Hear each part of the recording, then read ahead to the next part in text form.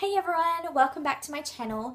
So today I'm actually doing a bit of a makeup masterclass, which is basically revolved around how I get a really natural, long-lasting, airbrushed looking base. So today I'm going to take you through all the steps that I use to perfect my base, including prepping for my base, then applying my base, and then setting my base. So this is a perfect tutorial for anyone who is a beginner, or also those of you who are wanting to pick up some tricks on how to make your makeup look really flawless and last all day. So I hope you guys enjoy. Please don't forget to leave me a comment below letting me know what you think of the tutorial, and give it a big thumbs up for me if you'd like to see the next one. Thank you. The first product I'm going to use to prep my skin is a moisturizer. Today I'm using the Clinique Dramatically Different Moisturizing Gel. Basically, you need to moisturize your skin before you put any foundation on, because not only does it lock in the moisture, but this creates a nice, smooth, flawless base for your foundation to glide on top of.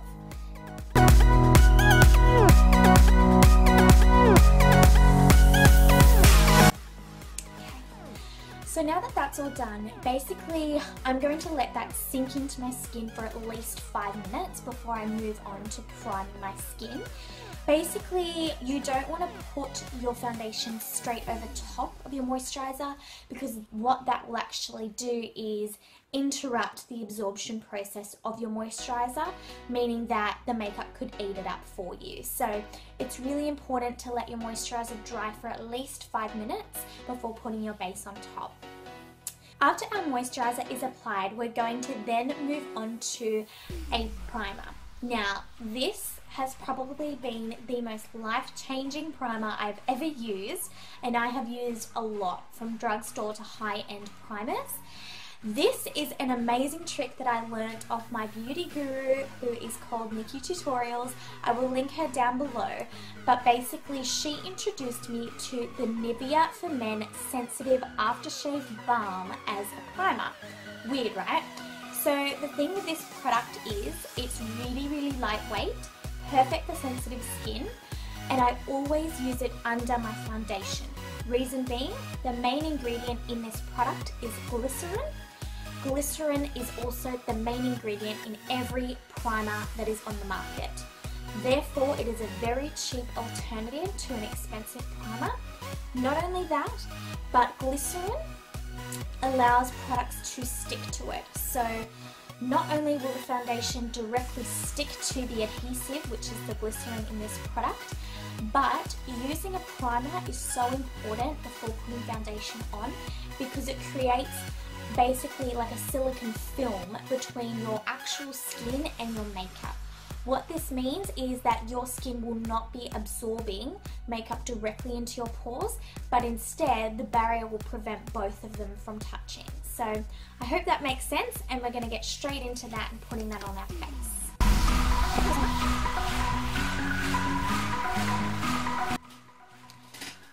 So again, we're going to allow that primer to sink in for at least 5 minutes. And what that's actually going to do is, after a few minutes, you're going to feel that it's quite sticky and tacky. This means it's the perfect time to apply your foundation directly to your skin, because that means that your foundation is going to stick to that base perfectly. So now that our base is really tacky and ready to go, we're going to go straight in with foundation. So of course I'm going to use my Maybelline Fit Me Matte and Poreless Foundation in the shade 120. Now what I'm actually going to apply that with today is not a brush, but it's actually called a beauty blender. And this is basically a makeup sponge that you use kind of damp to actually perfect your base. Now for beginners, I think this is quite a good tool, because it gives you a really beautiful airbrushed finish. It shears out your foundation, and it also collects any excess foundation on your face. So if you ever use a brush and you see that there are streak marks, or there are clumps and dry patches of lots of foundation that stick together, this will eliminate all of those problems. All you have to do, like I said, is just slightly wet it before you use it, so that it is still bouncy, but it feels damp. again, my technique with foundation, dot it on the face.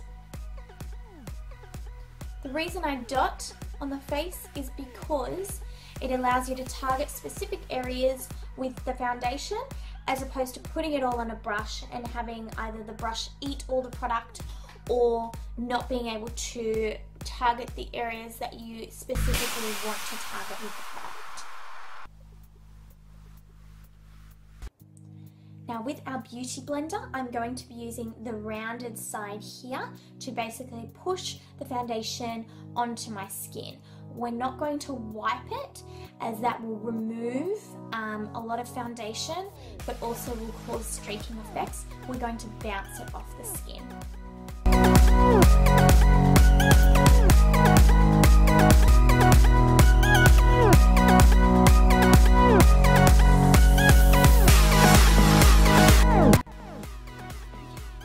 So now when our base is all flawless and perfected and blended well with the Beauty Blender, I'm going to go in with some concealer, and this is of course my Maybelline Fit Me Concealer in the shade Sand.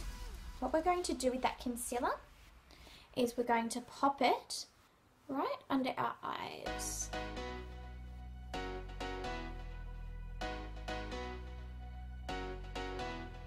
And to blend that out, again, I'm using the Beauty Blender. I'm going to actually use the pointed kind of precise side to blend the concealer in really well and get right into the corner.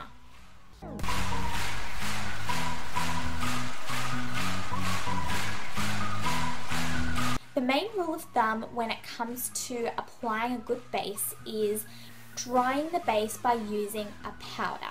I like to just use a translucent powder because it suits whatever product I've got underneath it without altering the colour. But basically the reason for going over top of your wet products with powder is that A, not only does it set it in place for all day wear, but B, it also dries the liquid products so then you can go over top of that powder with other powder products. So things like bronzers, blushes and all of that sort of stuff. So we're going to start by setting our under eyes. I'm using a Real Techniques setting brush and I'm just dipping that into my powder, looking up and patting it gently on top of the concealer. Again, you don't want to rub or forcefully push the product in because you're going to wreck all the hard work you did to blend the product out. Now once you've set your concealer, you're then going to go over top with a large powder brush and the rest of the powder. Again, pushing the powder into the skin.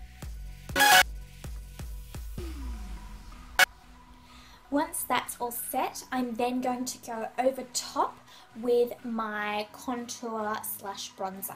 For this, I'm of course using my Hoola bronzer by Benefit. It is by far the most natural bronzer I've ever used. I'm going to take a slightly small little dome brush to firstly chisel out my cheekbones, and then I'll go over top with a larger brush to blend that all out. So basically what you'd like to do when it comes to contouring is you want to find the top of your ear and draw an invisible line down to the corners of your mouth. Now if you feel at the top of your ear, you'll actually feel a point where your face actually dips in. Ultimately that is where your cheekbone is, and that's what you want to chisel out. So I always make sure I use a mirror for this to get it precise.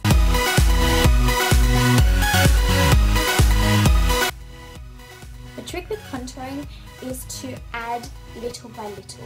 You don't want to grab a huge heap on your brush and swipe it across because it will start to look really muddy and fake.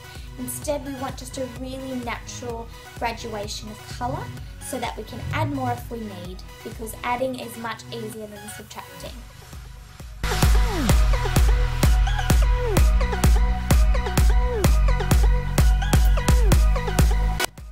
Then you're going to grab your large brush and grab a little bit more of that bronzer, and you're going to sweep it above where you created that cheekbone. And to do this, you're basically going to use back and forth motions and swirling motions. I'm just going to go ahead and contour and bronze the other side of my face, and I'll be right back. Okay, now that both my cheeks are lightly contoured and bronzed, I'm going to grab a blush to pop on the apples of the cheeks. So the apples are just when you smile, they're the top part of that little bit of fat on your cheek. Basically, you just want to add a pop of colour and blend that back into the bronzer to again create a really healthy glow on your face. For this, I'm going to use my Maybelline Fit Me blush in Coral. Okay, now that our blush is all done and ready to go, what we're going to do is we're going to lock our base and all of our powders in all day. So to do that, I tend to actually like to go in with a finishing spray. Now, you can get finishing sprays from heaps of different companies. However, for today, I'm actually going to go in with my MAC Fix Plus. Now, this I think is about $30 Australian from memory. I'll link the website down below with the product, but this is probably the best makeup setting spray I've ever used.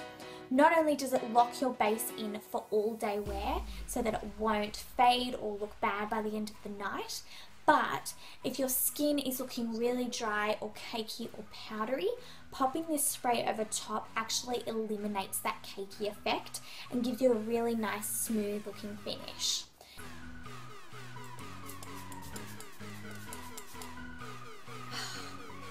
I love makeup sprays, they feel so nice. And then you kind of just want to fan your face because you want to make sure it's completely dry before you even head out that door, girl. Like, you have to make sure this is dry, and then it will be set for all day. So that basically brings me to the end of the very first makeup masterclass, which is about perfecting your base. Yes, this looks very natural, so it's perfect for everyday wear, but the tips are quite simple. I hope you guys found it really helpful and that you learned something cool today. So until next time, I will see you in my brow tutorial. Thank you so much for watching. I hope you have a beautiful day. Bye.